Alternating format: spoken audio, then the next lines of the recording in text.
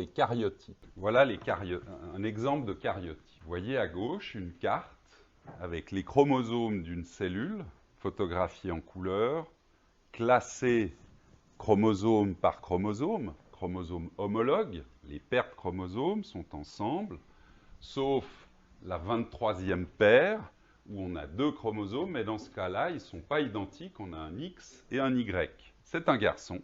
Alors comment on fait ça?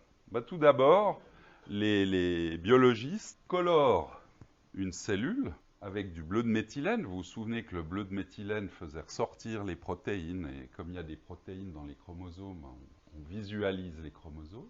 Ils en prenaient une photo au microscope. Ils prenaient des ciseaux, du papier, de la colle, et ils découpaient les petits chromosomes, et ils les classaient de 1 à 23. Maintenant, évidemment, avec les ordinateurs, un microscope branché sur un ordi, il y a même des algorithmes qui font ça tout seuls en reconnaissant la forme des chromosomes. Donc c'est comme ça qu'on fait le classement. Là, il n'y a que 4 chromosomes. Dans une cellule humaine, il y aurait 23 paires. Alors comment est-ce qu'on peut les classer? Premier critère, c'est évidemment la taille. Deuxième critère, la position du centromère. Vous avez vu que le X ne ressemble pas au Y. Pourquoi? Le Y, le centromère est décalé vers le bas, et en plus, il a une jambe plus courte que l'autre. Mais tous les autres, c'est assez difficile de les reconnaître, mais la position du centromère peut être quand même différente. Ça, c'est quand on a des chromosomes à double.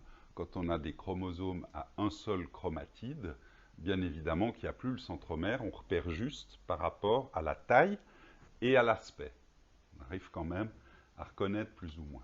Alors, quelles sont les anomalies qu'un karyotype permet de détecter? Ça permet d'identifier des trisomies, au contraire quand il manque un chromosome. Donc ça permet de détecter quelques anomalies par rapport au nombre, la trisomie qui s'appelle aussi syndrome de Down, la trisomie 21, la taille des chromosomes, par exemple le chromosome numéro 5 peut être coupé, raccourci par une erreur lors de la réplication, lors de l'arrangement des chromosomes dans le gamète. Du coup, ça provoque ce qu'on appelle le syndrome du cri du chat.